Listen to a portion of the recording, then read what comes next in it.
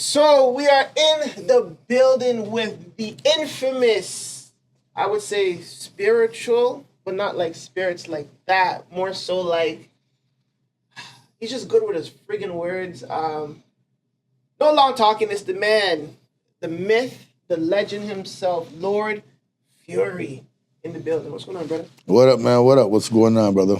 I'm just here, man. We had to talk about Supreme Era. That album, obviously, you're the rapper and the producer. Sibbs Roc Sibbs Roc. I from wish he was here to, share his insight on the production side of the album. But how did you guys come together to create Supreme Era? well, Sibbs Roc is one of three producers from a group called Gold Era Music, and they're all three of them are nasty. It's Slang Hughes and Godfather Finn. The three of them are nasty. Like Finn has Juno Awards with Kirk Diamond for Reggae Album of the Year. I'm on one of them albums, right? Like I think they won it like back to back, 2 years straight, and he has his production level is crazy. Sibbs, same shit. Slang, same shit. But me and Sibbs were older, so and he likes the conscious rap. So we said we're gonna do an album together and make it conscious, and then we were building on it for the last couple of years. And I'm just picking the beats that I want, that I like, that he's using, that he's making, and I'm just like, all right, give me this one. All right, give me that one. There's a lot of songs that we have. I can make another. We have another album worth of material, but because of the way it was going, this short but sweet, straight to the point, hardcore shit, Supreme Era. Supreme Era is a combination of Supreme Jeans and Gold Era music. That's how we got a name. So Supreme is Supreme Jeans, Era is Gold Era music. So, and the music that we did is Supreme in this era, right? And that's how it came about, you know? That's dope. That's dope. Just talking about beat selection before we move on to the specific records. Honestly, the beat selection was amazing. I enjoyed every single beat on that project. How do you pick? You said you had a lot of music before choosing the eight, nine. What was it? About eight, 10. 10 records.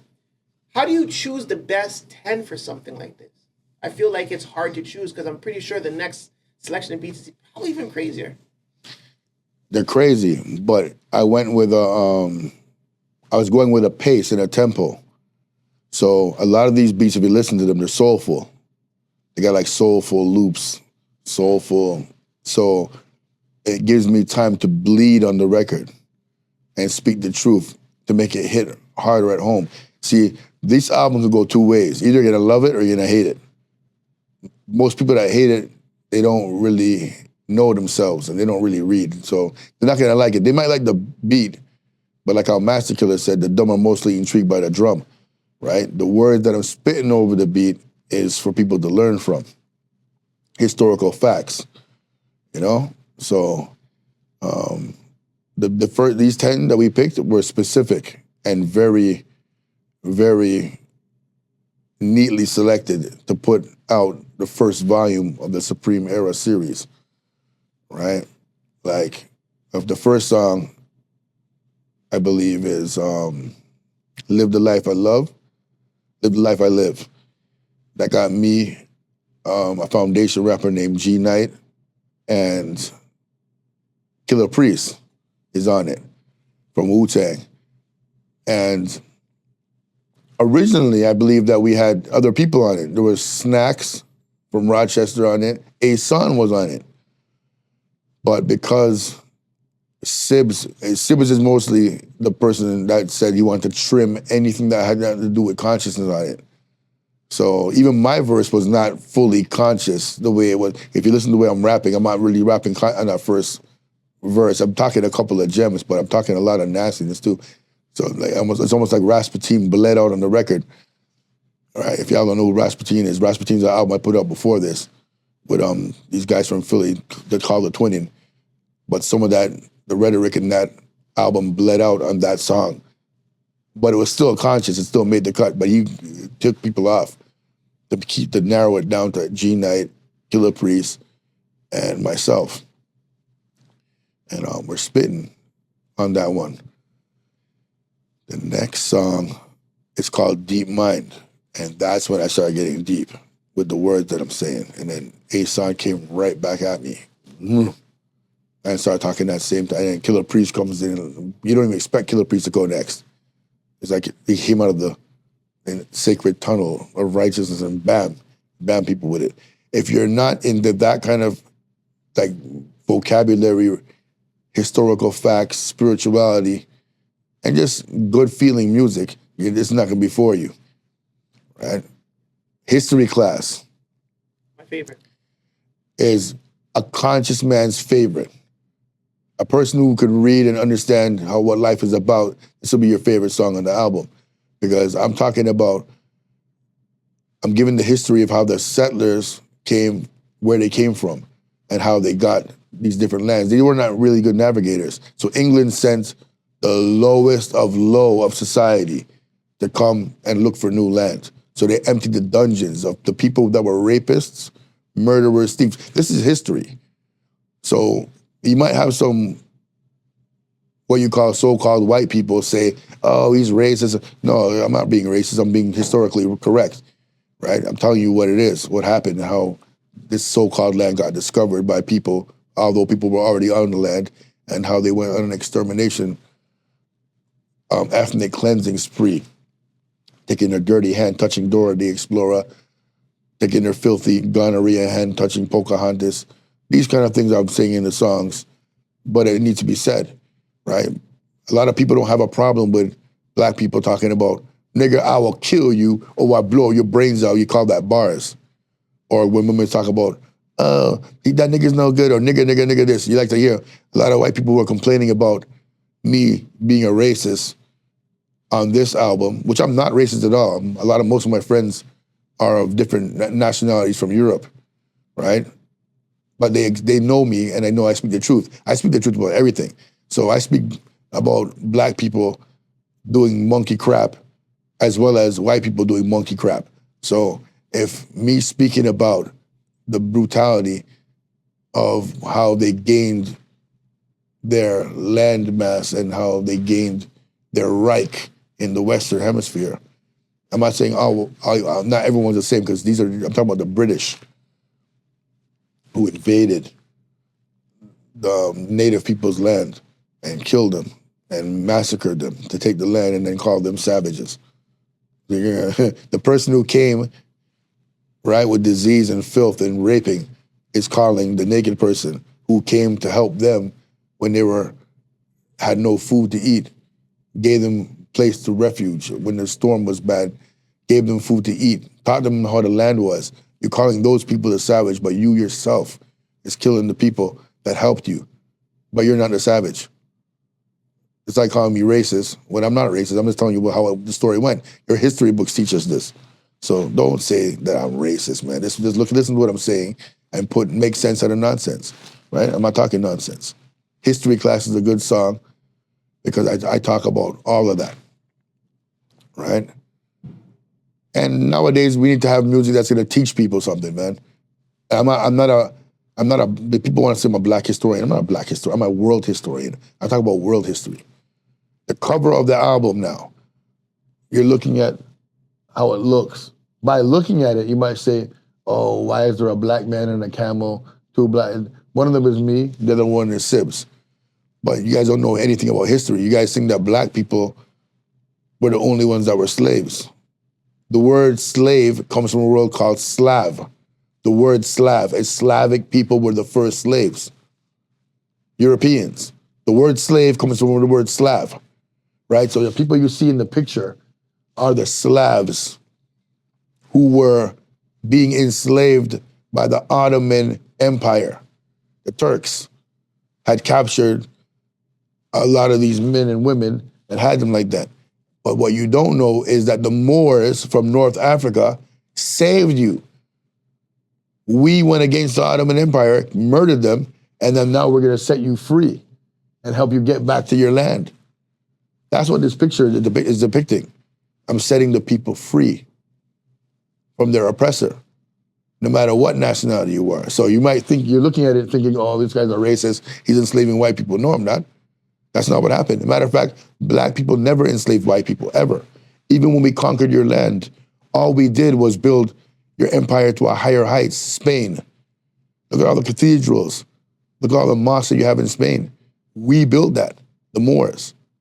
And then you want to look at us and call us savages. Well, it's okay. Do what you want to do. But that's what the real picture is about. Me and Sibbs going against the Ottoman Empire to set our European brothers and sisters free. There you go. There you have it. That's the supreme era, you know? Even though we got repaid down the line in a bad way, but not from the Slavic people. The Slavic people never enslaved us. That's why Russia is good with Africans. Russia never took part in slavery. Matter of fact, they spoke against it. Right? So remember that. That is interesting. A lot of gems in there. Let's go back to this cover though. Who created the cover? Like, you know, who could we thank for a cover like this? My man Adrian. He has an art gallery on, oh my God, Dundas Street West. It's called the Worth Art Gallery, I believe. And Adrian's a prominent artist. He's just nasty. He's the guy who did Reggae Lane, all the artwork on Reggae Lane on Eglinton West, behind the record store and stuff. So he's the guy who did all that artwork, that big, all the big paintings and stuff on the side of the walls. Yeah, Adrian, he's the guy. Yeah, so you guys want, he hand painted that. Hand painted it. I told him what I wanted done, how I picked it, and bam, he did it. Saw my vision and blammed it out like that. Yeah, man, Adrian's serious. Out of all the 10 records that you've done, who would you feel was like your favorite feature? Because I know there was a couple. So there's Colonel Lighty from Jamaica, the reggae singer. The last record. He was on the last one, right? He's on two records. He's on Hang Down Your Head, Satan, I think, Hang Down Your Head, and Simeon Toko. And he's also on, as a matter of fact, what's funny is my son, Izzy Rankin, he's on both of those records too. So he's in the beginning saying, you hear a little kid's voice, that's my son, my 6-year-old. He's the one saying, Simeon Toko. That's him, right? And so Colonel Lighty is one of the features. A-Son is one of the features. Killer Priest is another one of the features.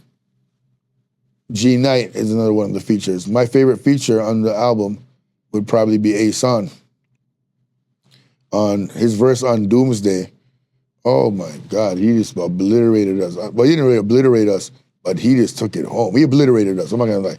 He came in and he did his thing. He went all the way in, like all the way in. I love that verse. When I heard him go in, I was like, oh my Lord, why you rapping like that, man? Why you doing that? I got hype. I'm like, yo, this man just totally murdered that, like the right way. Funny you say that because the other day I heard a feature just fucking demolish the main artist, and I'm like, yo, features should be like banned from like going harder than the main artist pause. Like, do you have that same sentiment, or are you like, do you celebrate when a feature outshines you on a song?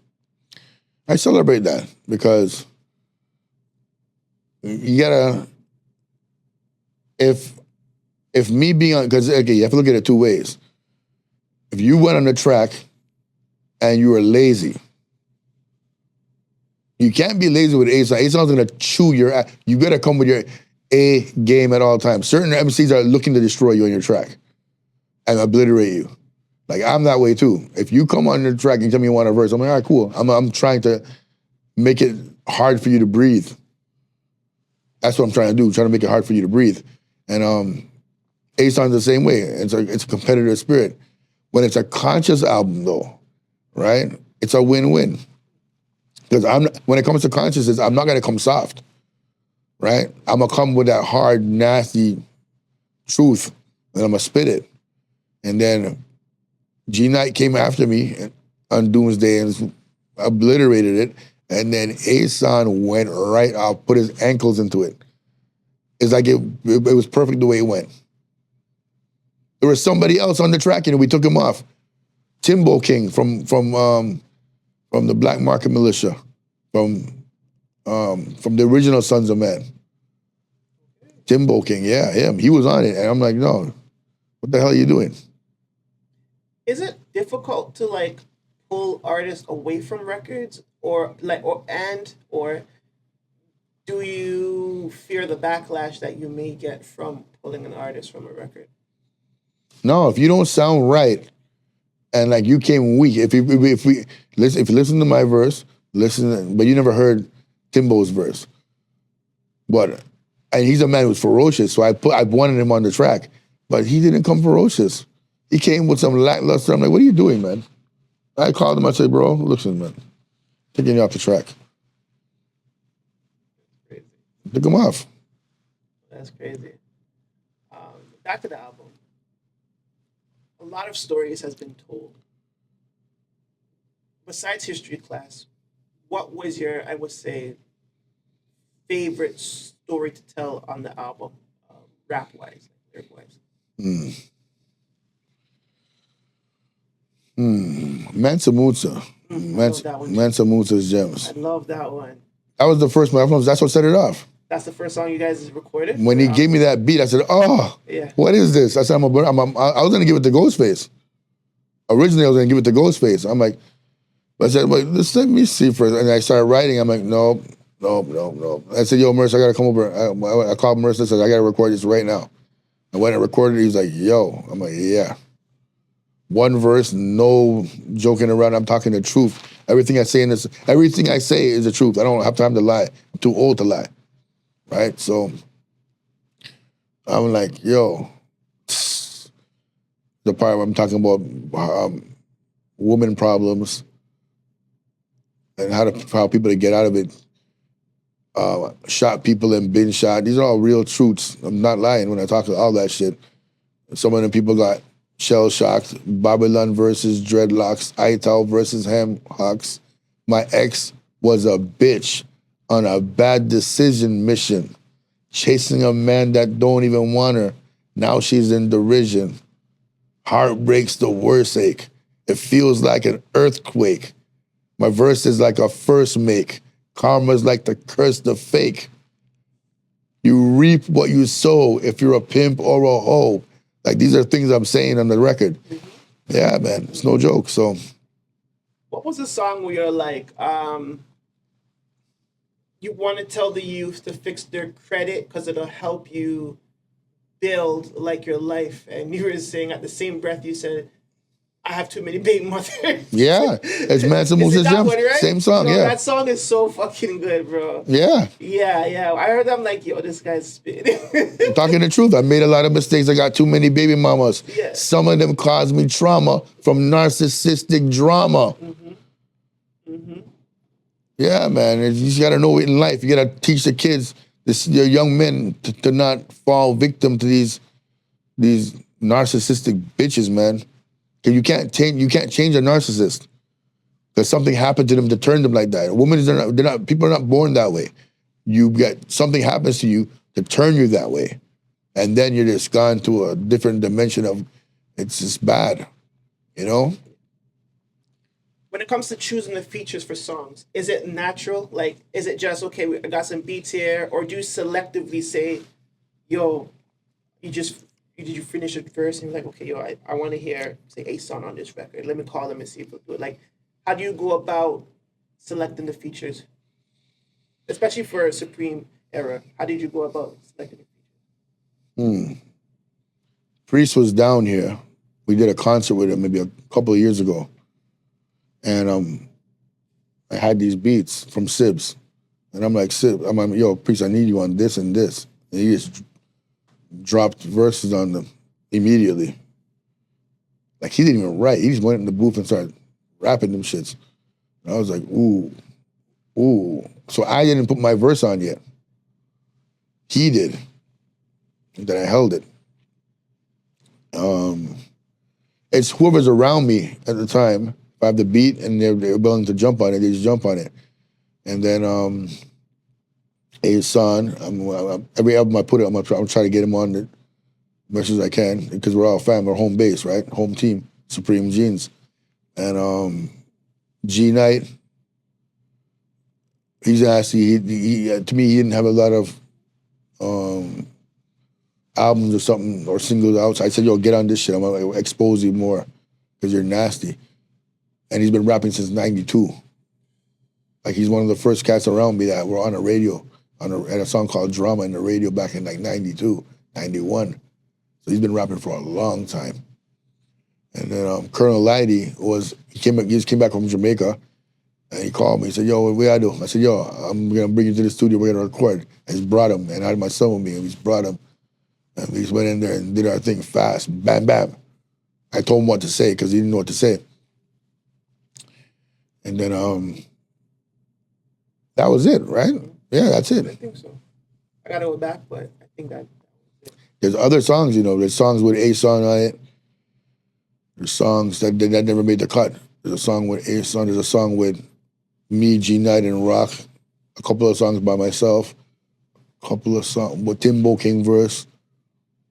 There's a Killer Priest verse that didn't make it because because of our topic matter, and a Junior Cat verse that never, Super Cat's brother, Junior Cat, that didn't make it. But I mean, the next album that we do, I'm gonna revamp them, listen to what they're saying, and see if I can work around it or whatever the case may be. Is it gonna be the same thing though? Like, is this Supreme era gonna be strictly conscience? Are you gonna delve a little bit into maybe modernism, or do you feel like, you know what, this is it even gonna be a trilogy? Like, what's your plan for the Supreme era, I would say, phase? I'll probably make a trilogy out of it, make 3 of them, and then in between, we're gonna do some other shit. So, like, take maybe 3 songs that didn't make one of the Supreme eras, take a couple other songs from another producer that I did that I've never released, and just put together a whatever the hell you want to call it album, and just give it away, right? For people's enjoyment. People aren't buying vinyl and stuff like that like how they used to. The economy's gone to shit. No one has money. And artistry right now needs to be, I think, just heard.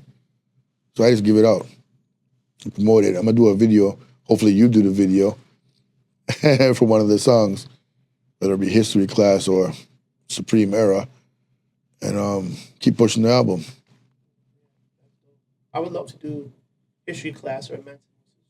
Those two are like my favorites. How important? I know you said that earlier. I think you said the music nowadays don't have a message. Like, how deeply and sorely, how important is that to you when it comes to your artistry and your output in music? Well, as it stands, let's look at it. People say the golden era of hip hop, well, depending on how old you are, is the early 90s. So from 92 to 96, Yes. people say the golden era of hip hop is. Me now, I might not say that. I might say from 86 to 89 is the golden era of hip hop. But let's discuss it and see why topic matter is necessary for artistry. And let's see what happened. So from 86 to 89, you had Criminal Minded, that's KRS-One's album. You had Critical Beatdown, that's Ultramagnetic MCs. You had LL Cool J's album. You had Big Daddy Kane, EPMD. Public Enemy, before they went full-fledged conscious. They had an album called, I think it was called Yo Bum Rush the Show. And then You had like Schoolie D, Just Ice, Rakim, like this Cool G rapping DJ Polo. You had Brand Nubians. You had X Clan. You had Poor Righteous Teachers. You had YZ out of Jersey. You had MC Light. So these people were not talking crap on records. Ice-T, NWA. Even the nigga shit that NWA was saying, a lot of it had meaning. Right? So nobody sounded the same. When you heard somebody's voice, you knew exactly who was rapping. Nobody sounded the same. That's the 80s. This is the foundation that built and brought forth the 90s. This was the backbone. This is the backbone it was built on. Right? Run DMC, Tribe Called Quest, Jungle Brothers, De La Soul. This is all 80 from 86 to 89. Let's go to the 90s now. Wu-Tang Clan, Mobb Deep, Nas, Biggie Smalls, The Lox, Mace, Tupac. Big L, I'm not a fan of Tupac, but Big L. Well, you gotta put him in that conversation. Snoop Dogg, I gotta put him there. You have to. I do. Unfortunately. I do. And it's not even unfortunately. Fortunately, I'm not gonna mention Tupac without mentioning the people that put him on Digital Underground. 100%.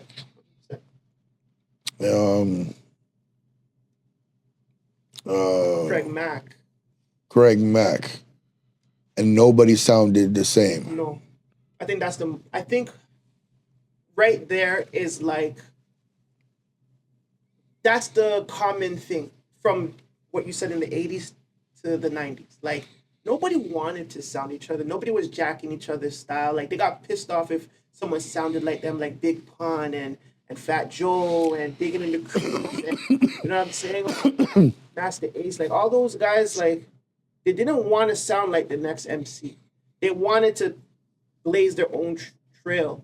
That's why we say, for me being an 84 kid and listening to hip hop in 91, 92, and realizing, yo, when I do this, if I do this, I don't want to sound like the next guy. I want to create my own flows. I want to create my own voice. I want to be experimental with my sound, with my style. Like, you know what I'm saying? So every time if I was to do a record, like, it's always gonna sound different. I don't want to sound like them. I want people to sound like me, unfortunately. Like, but I feel like that was the main thing in the 80s and the 90s. Niggas didn't want to sound like the next guy, bro. It's like you're copying me. Like, why are you jacking my style? And they'll diss you for that. Yeah, exactly. And that's what it was, right? You get punched in your face, stripped naked and shit. Yeah. Right? Now, there's a 20 men that want to sound like this guy and that guy. The voice is all the same and pattern, the topic matter, everything's the same. So even if I'm talking street shit, I'm not speaking street shit like how everybody else is doing it. So you can definitely hear the difference between what I'm saying and what another man's saying. But so I come from the era when people were original. I'm not just doing it because it's a style. I'm doing it because that's who I am. I'm naturally that way. If you hear me rapping about wrestling, it's because I really do wrestling. I do this. I go to wrestling. I bring up wrestlers. How about that? I put on wrestling shows. You hear me talking about selling drugs, because I did all that shit before. If you hear me talking about women, situations with women and blah, blah, blah, it's because I've gone through that. I'm a guy that used to get enough girls. I still do now. You know what I'm saying? Women love me. I'm straight like 6 o'clock. From top to bottom, right? But I'm saying, right, anything I say is the truth. So my style is going to be that way. The way I dress is my own shit. Custom. So my rap style is going to be custom. And that's the way I like to have it. I can't sound like nobody. I don't want to sound like nobody. I don't want to be living somebody else's life because my life is crazy already. So I don't want to take on somebody else's demons. No. And that's what these rappers need to understand. Everybody wants to sound the same because we've turned into a nation of followers. And the people that they're following are stupid dumbasses. Like, what makes me mad is when I see these 50-year-old niggas running around saying they're out there in the streets shooting people and doing this, jumping out. I'm like, come on, man. You're not doing none of that. Matter of fact, in the 90s, you weren't doing that shit. Got the drop on the dime on you motherfuckers, man. Y'all telling lie. Niggas lie on records from the 90s. People been lying on records from the 90s and no one checked them, right? But in Toronto, we were deadly because we were checking people. Like Toronto music is not a joke. The man them were really serious about being real and being fake. You couldn't just come out here and talk about you're doing this and that, or say you're from a block and you're not from that block, or you're not known. You had the people at the back. That's why records didn't sell back in the 90s in Toronto. You know, because people with too much bad mind. You got like ghetto concept. You know what I'm saying? You got GCP. And this is all 90s hip hop, you know. Al Sham and KP.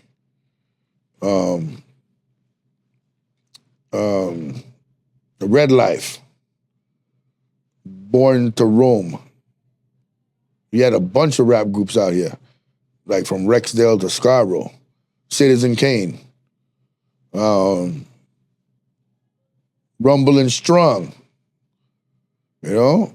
I'm not just gonna mention Maestro and Mishi. You know, I love Mishi still, you know, but I mean, I love Maestro too, they're my friend them, you know? But I mean, there's other people that were from the gutter that were rapping. Lions of Judah, I was a part of that. You know? You had like a group called Henchmanati that came after us. These are conscious groups I'm giving you now. Brass Monk, Brass Tax,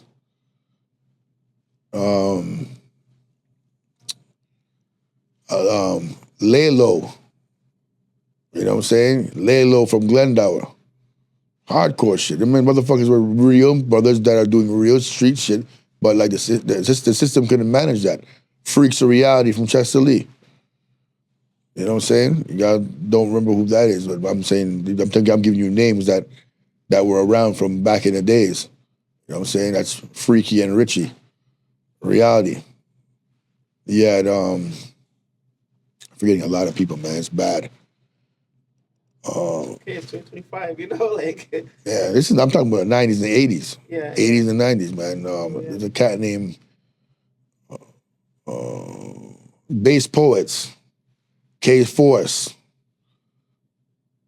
A lot of people, man, that were rapping back in the days, man.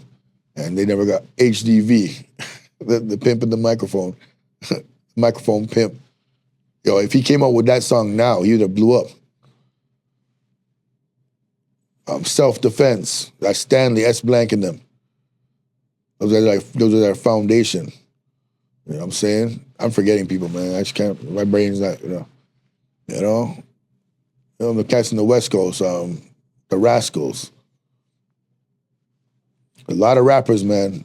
You know, there's a white boy named Kish from Mississauga. I don't know if y'all remember who that is, but I remember who that is. You know, there's a lot of rappers, man, and but a lot of people didn't get nowhere because Toronto didn't have, Canada didn't have the way of facilitating the shit. Is that our fault as artists, or can we blame somebody like, say, the government or the infrastructure?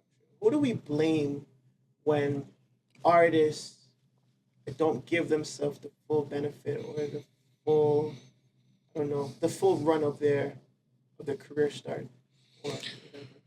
Well, back then, there was no internet, right? So that's bam.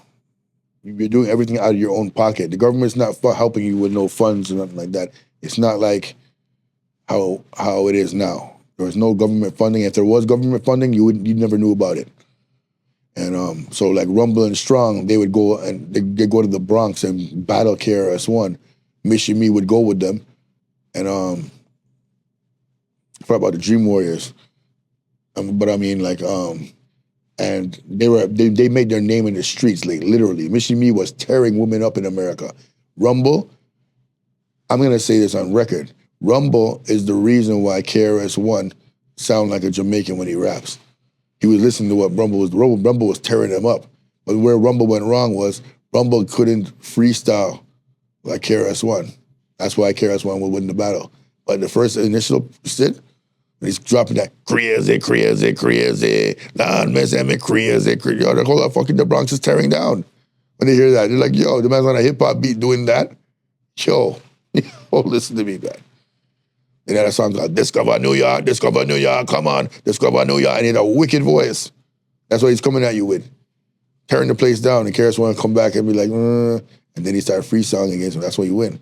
But Mission Me. So we had the word of the streets. People knew who we were. But there was no money. You know what I'm saying? That's why people were doing music or stay in the streets and have to do stuff in the streets because there was no money, man. You can't make a career out of it back then. New York is different because in New York, there's record labels that know that they can make money off of this shit. They knew about it, but Canada wasn't dealing with that. We're in a better position we are now because artists like, we have internet now. So even the underground rappers up here can blow up. You can go viral just by talking shit online, right? The underground rappers that are making movements right now is like Ason Eastwood, Daniel Son, Raz Fresco, Lord Juco, Cypher Soze, the No Face crew, like Falcon Outlaw and them, Bandolero. These guys are making movements nonstop. A cat named John Kabango I think he's from the Congo. He was just in LA, actually, with TDE. And he does a song with one of the TDE artists. I've seen it online. So yeah. Dope kid. Yeah, he's making movements. A guy named Lowercase from Malvern. He's nasty. Lowercase is disgusting. Yeah, Demos. That's Cool Breeze or Gloomy Grade. He's disgusting. You got in the underground, myself. You got producers, like a plethora of producers.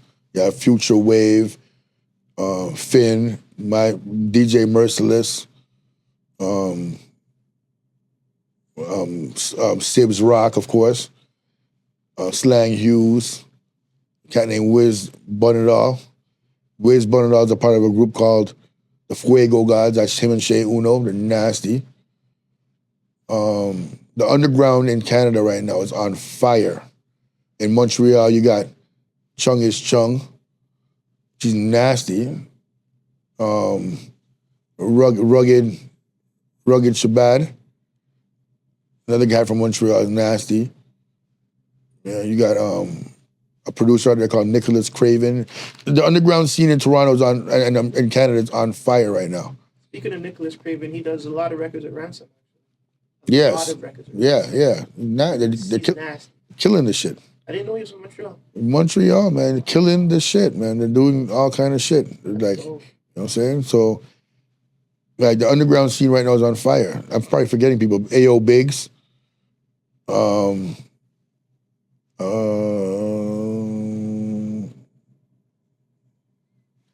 Yeah, man. Even the females are killing this shit. A chick named Uza from out here.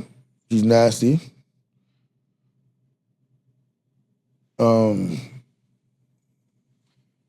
Born King got some students out here. I can't remember the name of the group.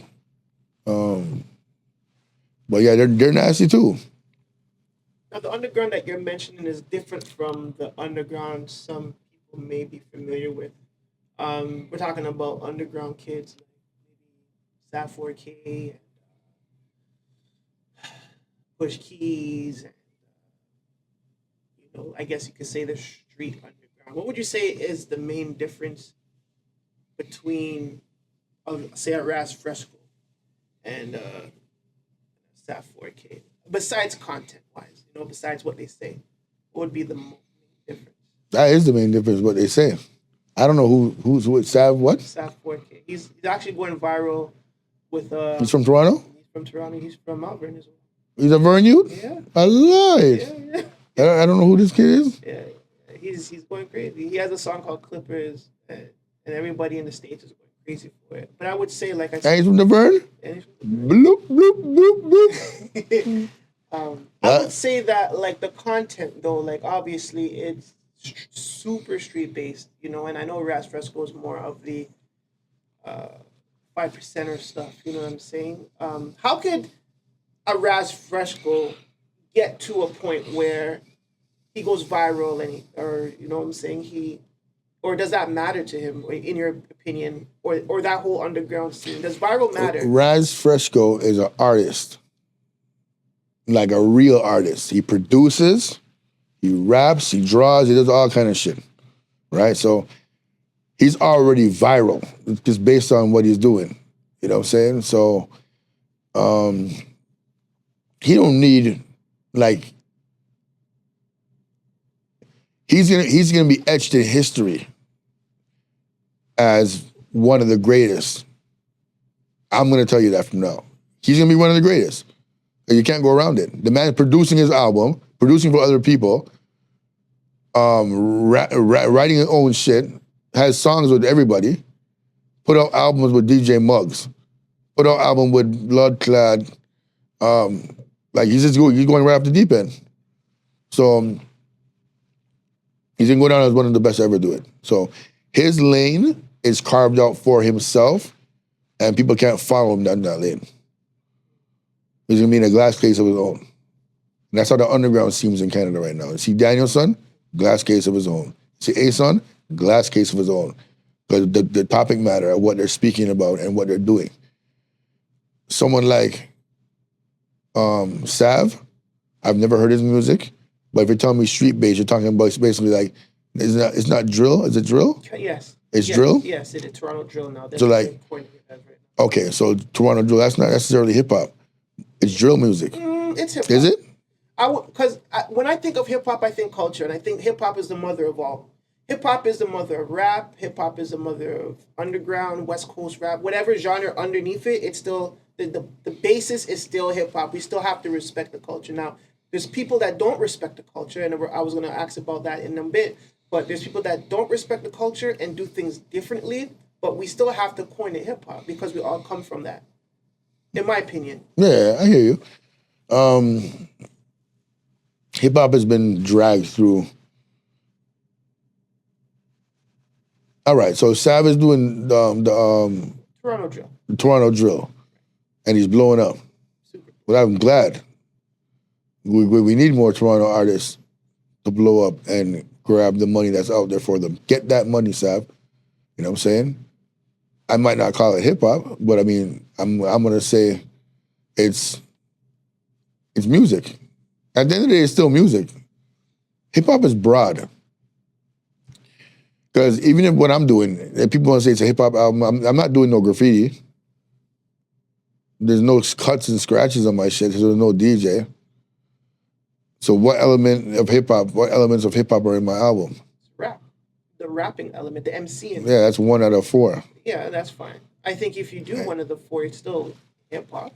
Yeah. You don't have to embody. I don't know. The whole damn thing. People are having different meanings to the word now. No, I feel like my meaning sticks. I feel like you're doing one of the 4 because it's 4 elements, right? Hip hop and then like MCing, DJing, breaking, and graffiti. Nobody's breaking anymore, so that's already out the door. Like, yeah, okay, I'll take it back.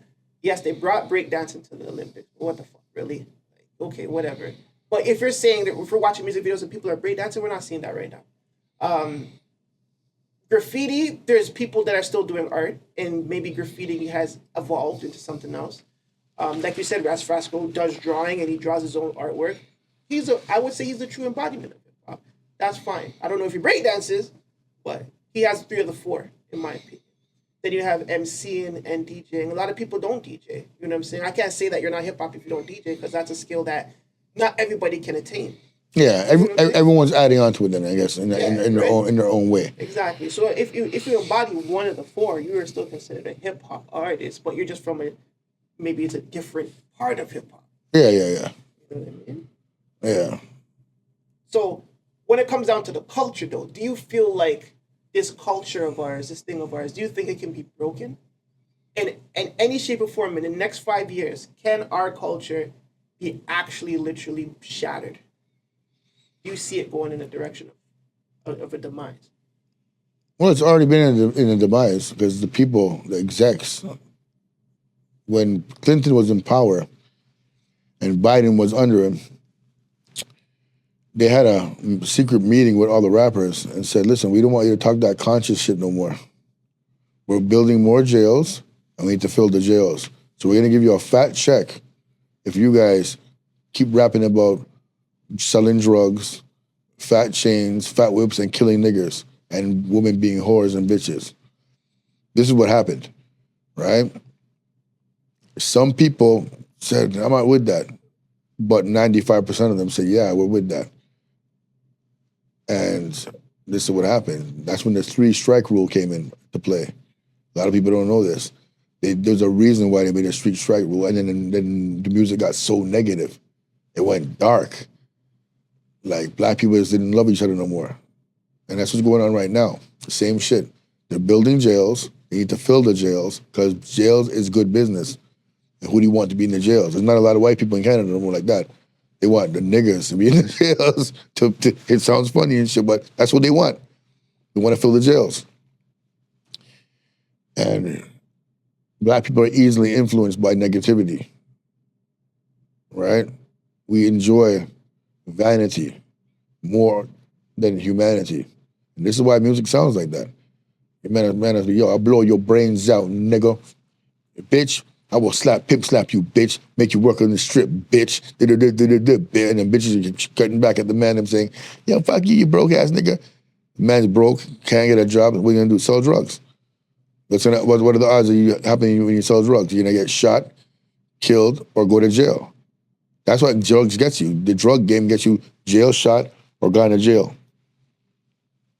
Right? So we're stuck in a mental matrix of destruction right now. I'm not telling these young guys not to get their money. Get your goddamn money, but make sure you have an end goal. Have an end goal, man. Get your mom out the hood, buy your mama a house, put the stuff in your mother's name so the feds can't come down and take your shit.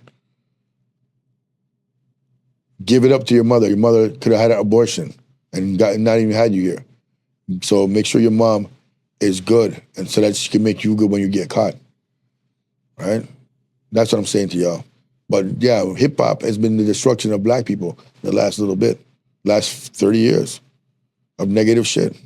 So even the golden era of hip hop, this is what I was saying. The golden era of hip hop in the 80s to me was conscious. In the 90s, it wasn't conscious. You don't feel it was conscious at all? Name me one Mobb Deep song that's conscious. Name one. You can't.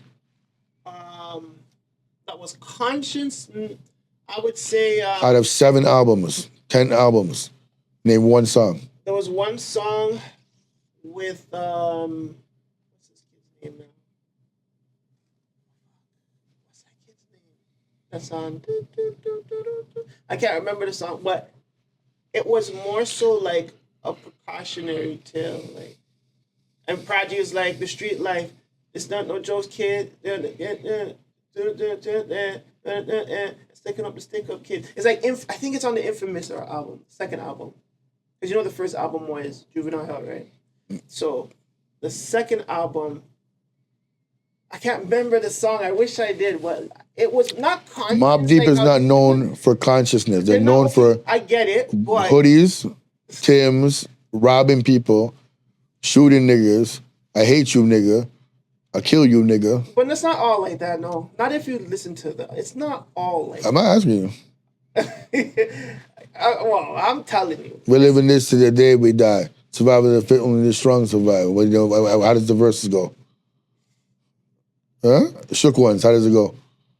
Got you stuck off the realness. You made the information. You heard of us, official Queensbridge. Murderers. All right. So I'm saying it's all none of it's conscious, none of it's positive. It's dark music. And that's what people like, because niggas like dark shit. Right? I'm not dissing Havoc, and I'm saying they were doing what they were doing. But I'm just saying, I'm talking the truth. But if it's the truth in their eyes, what do you expect them to talk about? And like I said, not all the songs were dark like that. It's more of like reality, like this is my life. You know what I'm saying? If you don't want to, there comes a time when you make a certain amount of money where you don't have to live like that. True. right? But you choose to live like that. You choose to talk like that. This is what happens. Tupac is an actor. He's not no gangster nigga. Tupac is a sissy nigga, man. Don't fucking look at me like I'm talking crazy. He's a sissy. He's not no friggin' gangster. He's an actor. In your opinion. No, that's what he was. I'm not giving you my opinion. I'm telling you what it was. Right? He learned how to be a gangster, to act on film and juice and these things. He's not from the streets like that. He's not. So you're saying he took the. He was a actor good role. kid, Mm-hmm. a sissy sounding good kid. If you look at old videos of him talking about what he wants to do, he sounds like he's borderline. You know what I'm saying? Why the hate on him? Knowing that he's such an influential person. Then, if you can say that, like in my opinion, for every goat there's a god. So, Tupac was a goat. Who was his god? Who told you he's a goat? Goat of what? He is a goat in his own right. Like in terms of No, the hell no. culture and the influence. Hell that he, no. The samples, the songs people reference from him and sample from him. In my opinion, he's a goat. So who's his god? Who created him? Was it Sush? Was it Daz? Who was the person? Was it Johnny? It was Digital Underground. So Digital Underground created this monster that you respect. I don't know if you do or don't Who? respect Digital Underground.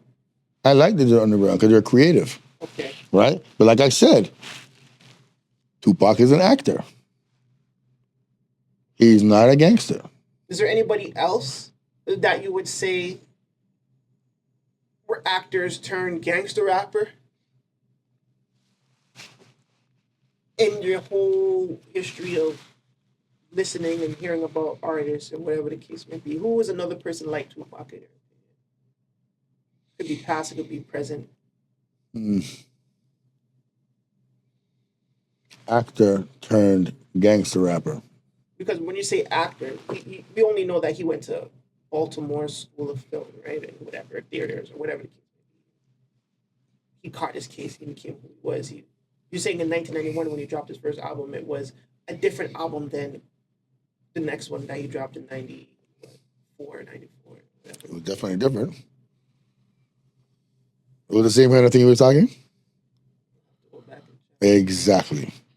But he still had those conscious records on his album. Because he was partying with Shock G. Shock G is an old school with a Black Panther like mentality, and he likes the black exploitation type stuff. It was mentality. And Tupac's GOAT would be, or God, or the hell you want to say. Well, to me, it would be Shock G. It would be Shock. I agree with that. I would agree. Like Biggie. Biggie, you know, every block has a Biggie, a big fat nigga. Bigger. Bigs. We have them. Every block has them from east to west. Every block has one of those. Right. Right? So, Even the Bronx had a big. all right. Exactly. So Biggie's like, you know, Biggie's suspect though, man. A lot of things he was How doing. could you say these things when these guys are past? I don't know. Like, No, they left a trail of evidence. It's not like I'm talking shit. They left a trail of evidence. suspect in what sense? He's lying down in the bed with a goddamn she-male. Apparently. Like, No, that's not apparent. That's a real thing. That's not apparent. That's a real thing. So you believe the story of LL Cool J's verse, and it starts off he, she, and she's in the back and she's dancing. You believe that was directed to that situation? Well, depending, they're doing nasty shit behind closed doors and they're making fun of people in public. Yes. Because you're probably looking at that girl, the silhouette, thought, oh, that girl's fat, her ass is fat. Every man is probably looking at it saying, oh, but it was a friggin' man in a frack with a fat ass. That's what you're looking at in a dress. That's what you're looking at. The same one that was in that video and standing in the stall, lifting up the front of the dress, and the man is standing beside, what the hell are you doing here? And he looks down and he sees a hood, and he's like, what? Yeah, that same girl. Guy girl. Same girl in Flavor in the Air is the same girl in Big Papa, the same girl in Warning. Yes. That same Same he, she. It's interesting. I did see that, and I'm like, I don't believe it No, it's the truth, because man. I feel like to me, Biggie Smalls is the best rapper alive. I'm talking about rap skill, technicality, stories. It's just some suspect shit. Like you're rapping and talking about, yo, you look so good. I suck on your daddy's dick. What kind of lyric is that? Huh? Shock value lyrics. No, that's not cool. And you're Jamaican talking like that? Yo, the Yeah, bum like buckler. Jamaicans are. Anyways, that's a topic for another day. No, I'm not saying I'm not acting like Jamaican, but back then, for you to talk like that, something's wrong with you. Just creative. Maybe his creative output is just. You could have so, said anything. You didn't have to say I suck your dad's dick. You could have said I suck your mama's tits. Why'd you go straight to the man's dick? Yeah. When he said, yo, when I met you, I had a hairy fit. You look so good. I suck on your mama's tits. He could have said that. Why you have to say suck your daddy's dick?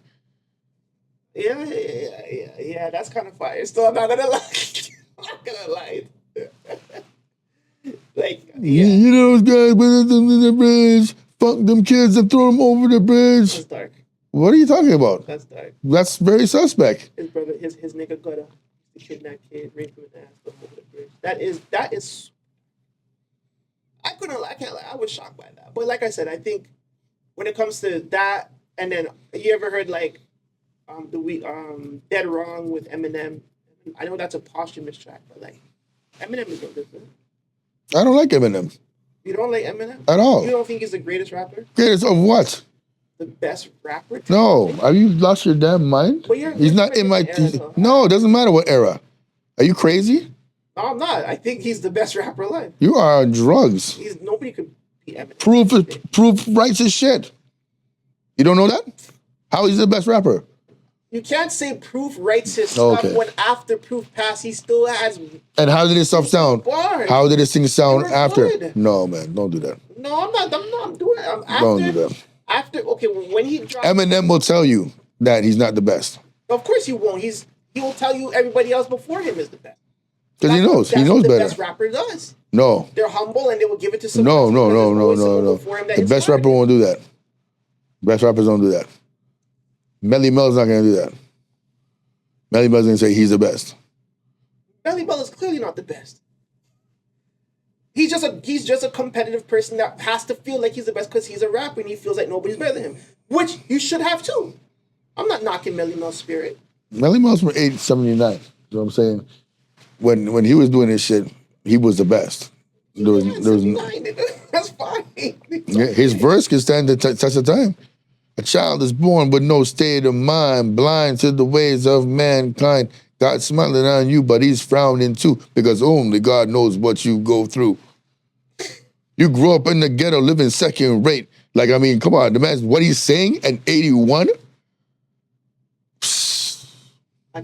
Listen, I wasn't born those times, so I don't know, right? Yeah, all you have to do is listen to the message. The most sound, listen to that song. Is hard. It's disgusting. That one is good. Like, for the time and the things he's saying, like, that's reality rap to me. You think that's conscious? That's very conscious. He brought light to the situation. He's not glorifying none of that shit. You know what I'm saying? He's telling you not to go to jail. He goes, look what you done did. Got stuck up for a 7-9 year bid. Now you're have the boys in jail calling you pretty boy Floyd. Next man raping you in jail. Oh my God. You better talk about a bunch of shit in that song. Right? We're telling you what can happen to you if you think that you're friggin' wicked, and then in the end result is you're look like you're wearing a dress now in jail. Man is slapping your ass. Don't push me, cause I'm close to the edge. And back then poor people were really poor. Yeah. So different kind of blood clot poor. Hip hop will show you what's up with poor people. And we're about to go into that same zone right now because the economy is going to shit. Everyone's lying. Everyone's talking about how they're making money from drugs. You're not making money like that. You're full of shit. Okay. Final thing. Supreme Era is out now. Everybody can get it on all digital platforms. I listen to it on YouTube Music. Shout out to YouTube. what is the future of the Supreme era? I know you said it could possibly be a trilogy. Are you opening up the doors to other producers other than Sibbs Roc? And your final thoughts on the state of the hip hop culture in Toronto.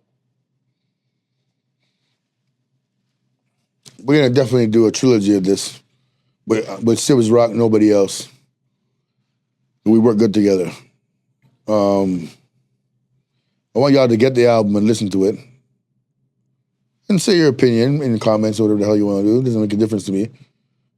It's good for you to at least know and hear it, so you see what the fucking raving is about. State of hip hop in Toronto. Well, we're doing good, man. We're doing very good. You know what I'm saying?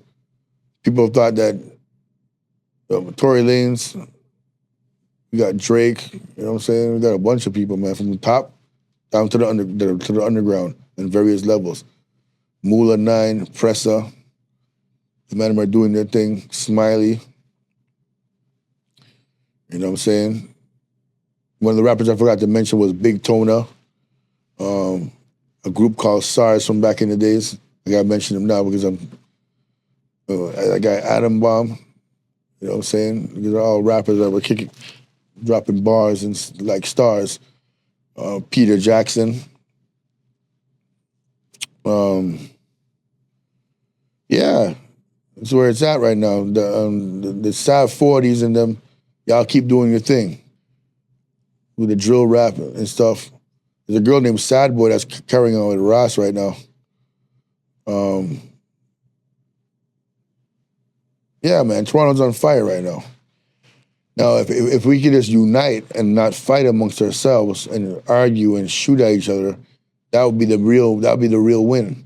If you all could do concerts in Toronto without police stopping the concerts and y'all not shooting at each other, the shooting at each other needs to stop, man. It doesn't make no sense. When I was coming up, I had to fight neo-Nazi skinheads, white supremacists. Y'all shooting at each other. We kind of beat these people down to lay a foundation for y'all to walk around freely. And now y'all took it and they start shooting at each other, man. Y'all need to stop that, man. Let's cut it out. It's not that serious. It's not that serious that you have to be shooting at each other. The heads of the communities come together, right? And then form a truce. The only people that benefit from black on black violence is the police. You get to lock your ass up, traumatize your kids, traumatize families, and the system, the negative part of the system, the social workers, Children's Aid Society, police, that's who benefits from this shit. Stop giving these guys jobs unless you just go to school and become one of those people.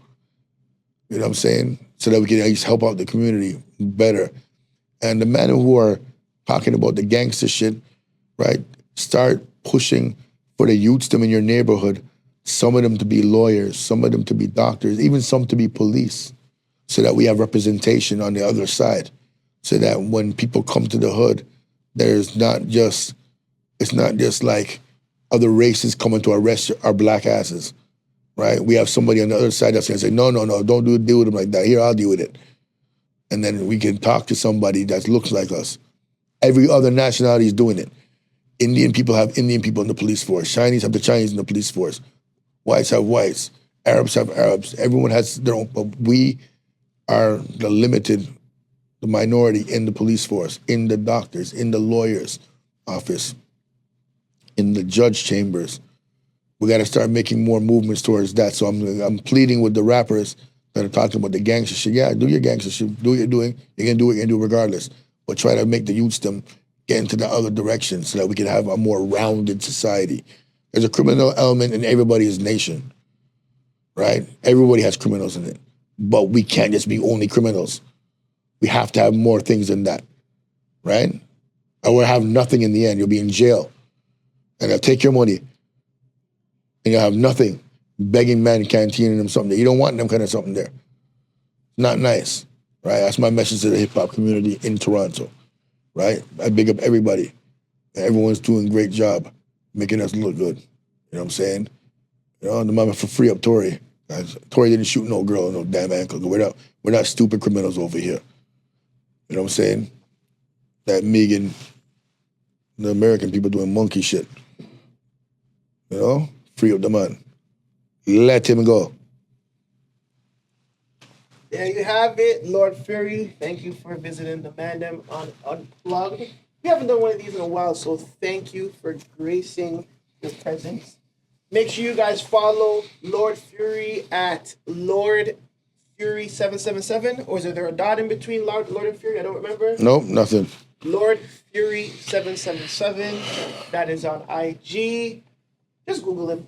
You'll find him. I promise. Yeah. It's your boy Vegas, you out here.